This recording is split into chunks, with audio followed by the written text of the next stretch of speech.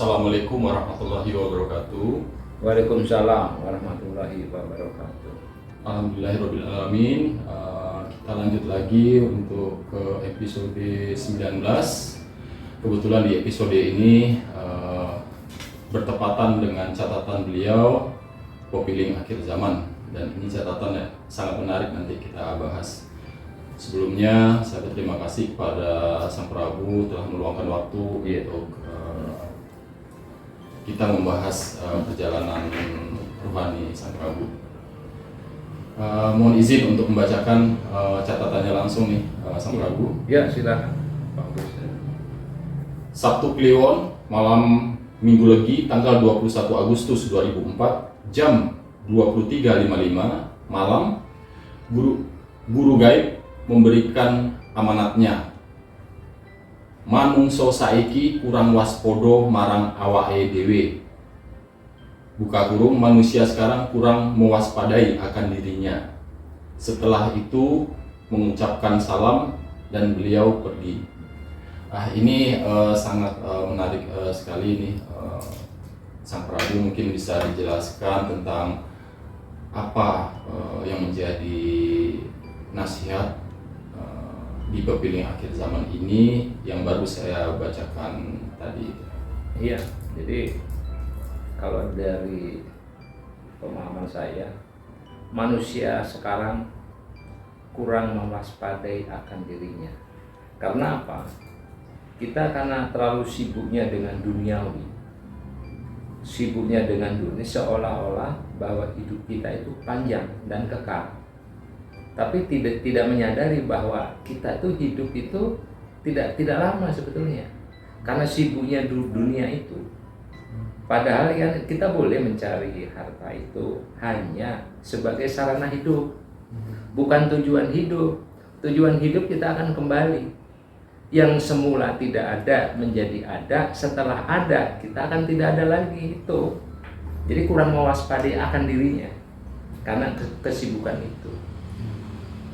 Kita bisa mengerem itu, harus kita perbanyak merenung, mau introspeksi diri gitu. Tujuan kita tuh di dunia itu apa? Apakah kita hidup itu masih akan lama? Bagaimana kalau tiba-tiba kita meninggal? Terus persiapan apa yang harus kita bawa? Bekal apa hidup nanti di alam besok? Ilmu dunia tidak digunakan. Gitu, seperti itu. Yang ada adalah ilmu agama tuntunan yang bersumber kepada tauhid, gitu. Di sini kan sebuah pesan atau nasihat yang sangat mendalam sekali, Sang Prabu. Mungkin bisa dijelaskan sedikit istilah Popiling Akhir Zaman, karena kan ini istilah ini kan hanya mungkin diketahui oleh bagian Jawa saja, gitu. Mungkin di luar Jawa belum memahami tentang arti Popiling Akhir Zaman. Mohon dijelaskan sedikit, Sang Prabu. Popiling itu artinya peringatan. Jadi peringatan di akhir zaman, gitu. Itu kan bukan himbauan, tapi peringatan. Diperingati, ya kan? Ditegaskan, hati-hati, kita hidup itu di akhir zaman, gitu loh.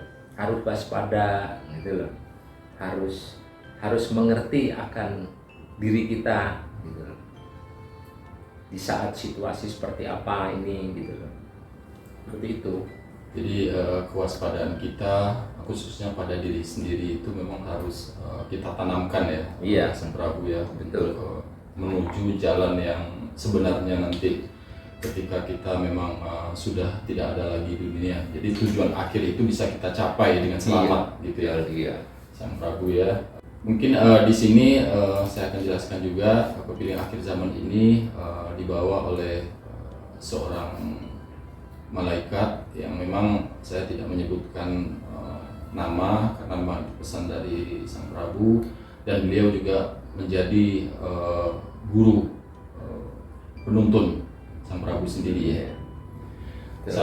Saya lanjutkan ke catatan berikutnya. Pada jam 01.25, guru gaib datang kepada saya mengatakan bahwa sinar cahaya yang ada pada dirimu sudah banyak orang mengetahui.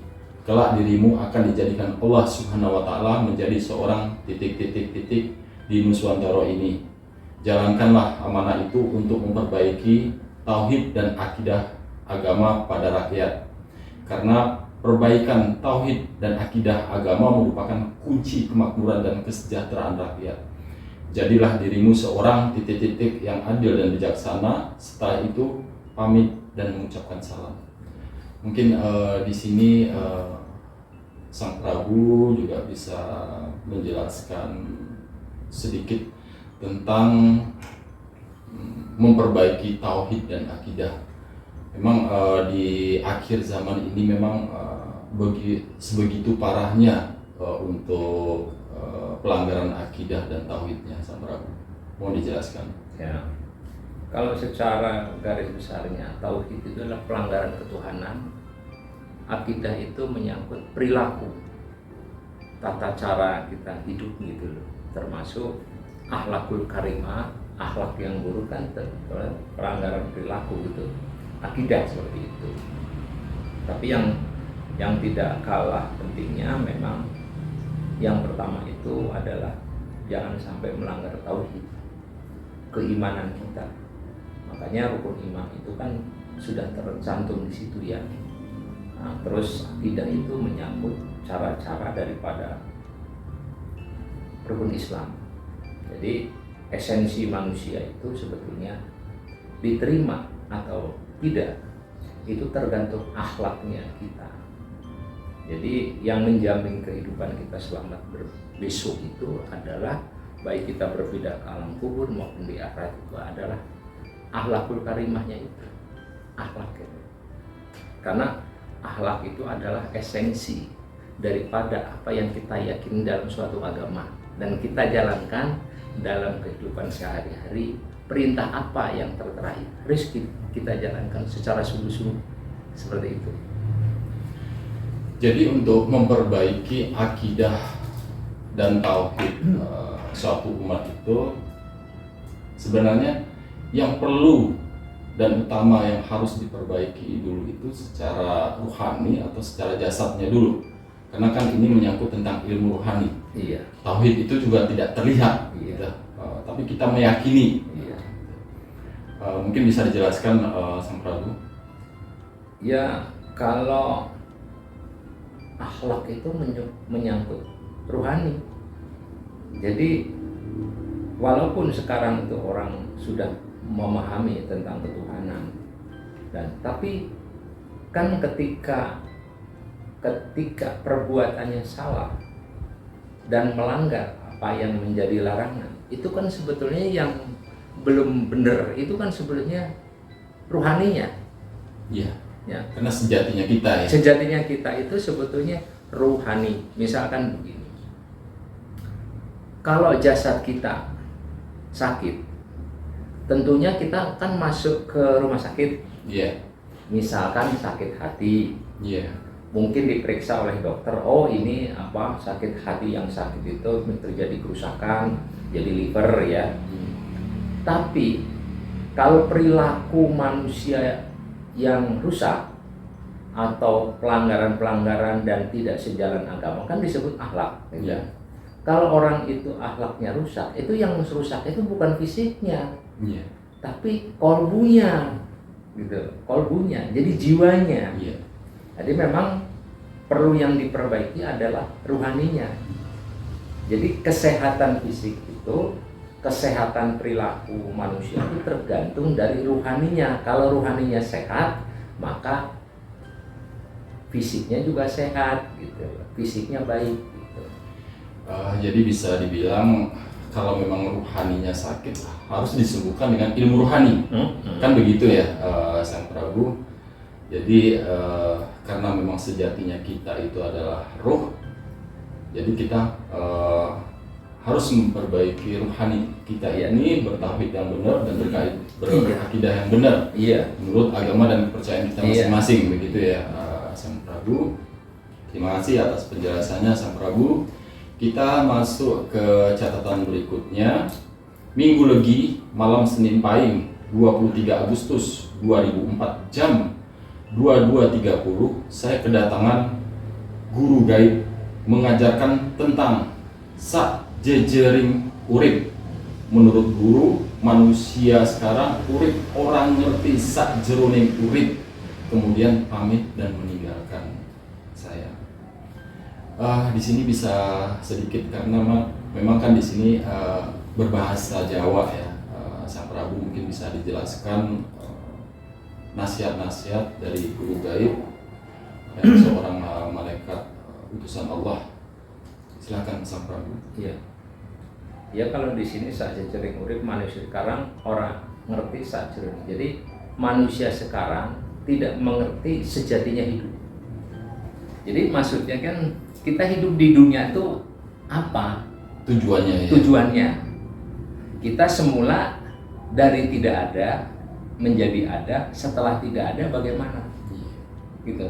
Tujuan kita hidup di dunia itu memang ada yang harus kita jalankan, itu karena itu adalah ketetapan yang semula kita hidup di alam sana, terus kita diperjalankan lagi hidup di alam dunia menggunakan jasad. Ketika kita di alam dunia, apa yang harus kita jalankan ketika kita akan kembali menjadi kehidupan yang akan datang dengan menanggalkan jasad? Apa yang harus kita bawa? Dunia, harta, kepintaran dunia nggak terbawa.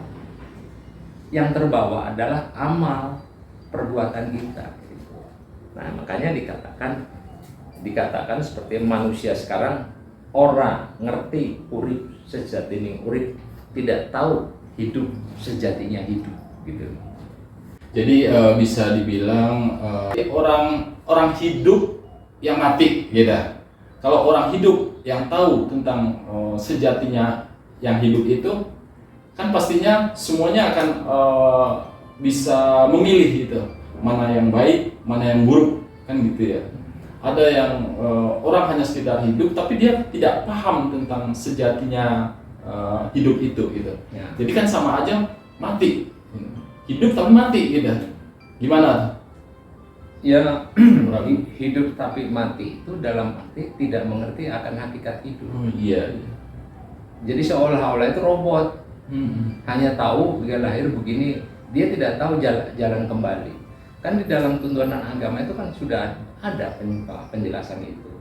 Bawalah bekal untuk di sana, karena bekal di sana itu bukan bekal kita punya apa-apa, punya yang ada di dunia, bukan. Adalah ilmu, tauhid, ilmu gaib. Kan kita mempercayai rukun iman itu gaib.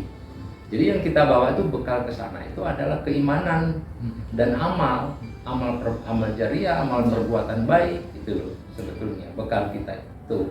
Jadi dengan nasihat Sang Prabu yang tempo hari, ketika hidup turutilah nafsumu, nanti kamu akan menyesal, kan gitu ya? Iya. Dari nasihat-nasihat Sang Prabu di tempo hari.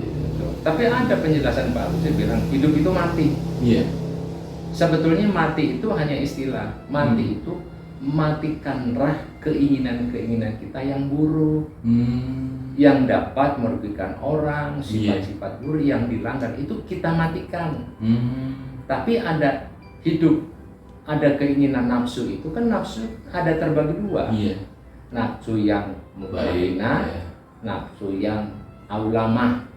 Nah itulah yang mutmainah, itulah yang kita jalankan karena kita kodrat. Kalau hidup tanpa nafsu pun kita kan tidak mau makan, tidak mau bekerja begitu. Tapi yang baik-baik, yang buruk itu disisihkan gitu loh, dimatikan. Seperti itu. Terima kasih penjelasannya Sang Prabu.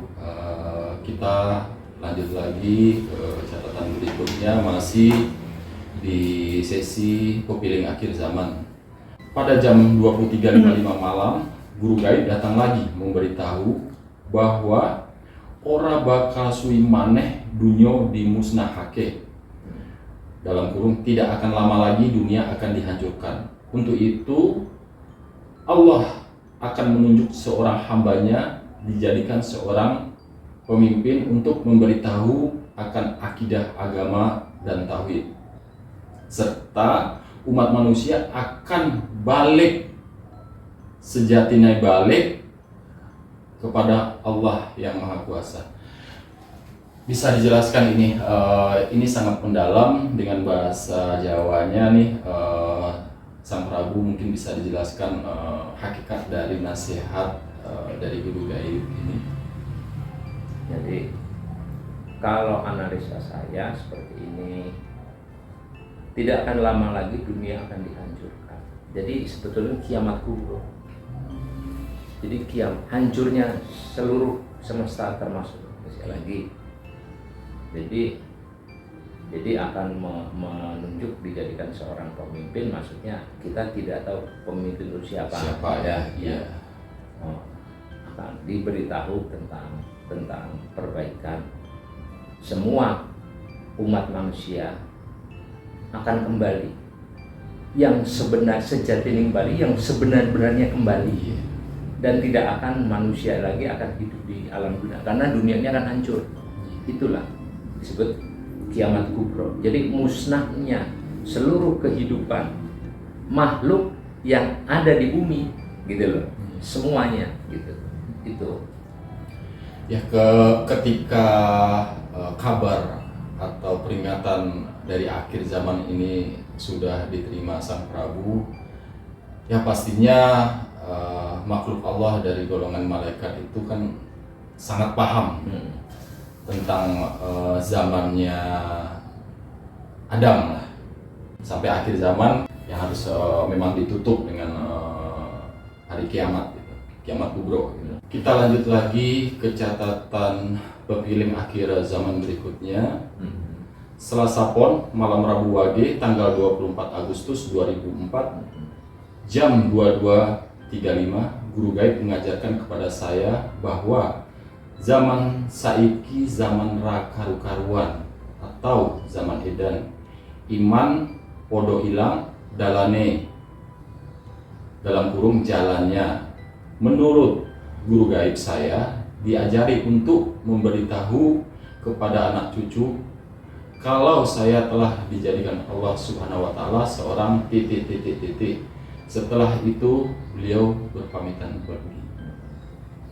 Mungkin bisa dijelaskan, ini udah menjelaskan tentang akhir zaman dan zaman sekarang itu memang beliau udah berpesan dan memperingatkan adalah zaman yang tidak karu-karuan, zaman edan gitu. Jadi mungkin bisa dijelaskan oleh Sang Prabu kenapa di akhir zaman itu cenderung orang menyebut zaman edan gitu. Apa memang udah tertipu oleh silaunya dan tipu daya dunia? Iya. Ya betul apa yang dikatakan Pak Agus, bahwa ini adalah zaman kegelapan. Kalau bahasanya zaman jahiliyah. Kembali lagi ya? Kembali lagi. Nah, iya. ketika orang pandai cara berpikir, maka dia akan meninggalkan hal-hal yang bersifat gaib. Iya. Padahal gaib itu adanya di kolbu kita. Sedangkan nyata itu ada di pikiran kita. Ketika pikiran kita lebih menonjolkan, maka hal-hal yang bersifat gaib, bersifat besok, kan masa yang akan datang besok. Oh, masa lalu aja besok gaib kok, gitu ya. Yang ada masa sekarang itu akan hilang. Jadi dia terjebak dengan keadaan dunia. Jadi lupa akan jalan kembali. Nah, itu seperti itu. Karena memang di zaman sekarang itu banyak manusia yang bermain dengan logikanya saja, begitu Sang Prabu. Sedangkan kita memahami kalau kita di Muslim tentang rukun iman. Rukun iman itu kalau kita cari dengan logika, dengan pikir tidak akan sampai gitu, dengan kegaiban. Ya, makanya dikatakan iman. Iman itu keimanan. Iman itu podo hilang jalan. Jadi keimanan seseorang sudah hilang. Yang penting ya dilihat. Nah, itu nyata gitu loh. Padahal jadi gini mungkin Sang Prabu, sesuatu yang dilaksanakan di ajaran agama adalah menggugurkan aja ya gitu ya. Tapi bukan dari relung hati yang paling dalam untuk penyembahan tersebut ya. Jadi menggugurkan tanggung jawab saja, basa-basi lah kan gitu ya. Istilahnya ya Sang Prabu ya. Istilahnya hanya retorika saja. Kita lanjut ke catatan berikutnya, catatan Popiling akhir zaman. Rabu Wage tanggal 25 Agustus 2004 jam 00.20, guru gaib datang mengatakan, menungso zaman saiki akeh sing wis ra iso digugu omongane amarga orang ngerti akidah agama. Yang artinya dalam bahasa Indonesia, orang-orang zaman sekarang banyak tidak dapat dipercaya pembicaraannya karena tidak tahu akidah agama. Mungkin bisa dijelaskan sedikit tentang peringatan dari seorang utusan Allah di kalangan malaikat ini, Sang Prabu. Ya, sebetulnya kan maknanya luas. Akidah agama itu dia tak tahu, artinya tahu, ya tahu akidah begini. Tapi dijalankan apa enggak? Sama halnya kita di Nuswantoro itu tahu Pancasila. Dari sila ke-1 sampai sila ke-5. Bisa membaca artinya. Tapi masalahnya, yang menjadi masalah, benar-benar kita laksanakan enggak yang tercantum dalam tata negara itu, dalam lambang negara sebagai bangsa Indonesia kan harus memakai Pancasila. Karena itu tauhidnya negara. Tauhidnya negara ya Pancasila. Jadi ketika kita mengucapkan dari sila pertama ketuhanan, kemanusiaan dan bla bla bla sampai kelima keadilan sosial bagi. Tapi kita sebagai pemimpin melaksanakan enggak itu? Itu kan tauhidnya negara. Nah, kalau hanya mengerti ini seperti itu tidak paham tentang akidahnya gitu loh, tidak melaksanakan gitu loh. Iya. Harusnya dilaksanakan gitu. Sangat menarik di ulasan Popiling akhir zaman ini. Kalau kita baca, memang ini sesuatu peringatan yang membuat diri kita itu getarannya benar-benar yang kita rasa di kolbu, di ruhani. Kalau kita rasa itu benar-benar dahsyat dan benar-benar untuk bisa mengkoreksi diri kita sendiri, mencapai keselamatan dunia dan akhirat. Karena ini udah Popiling akhir zaman. Jadi kalau kita udah bilang Popiling akhir zaman, pastinya beliau utusan Allah dari golongan malaikat itu udah paham tentang umurnya dunia ini. Begitu ya? Ya sudah mesti beliau itu lebih dulu ada daripada kita manusia. Dan beliau pastinya kan perintah dari Allah, betul. Sang Maha Pencipta juga. Terima kasih Sang Prabu atas penjelasannya di episode Popiling akhir zaman ini.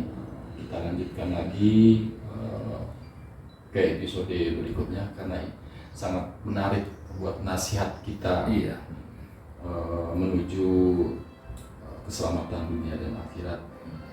Saya tutup episode ini dengan alhamdulillah. Wassalamualaikum warahmatullahi wabarakatuh. Waalaikumsalam warahmatullahi wabarakatuh.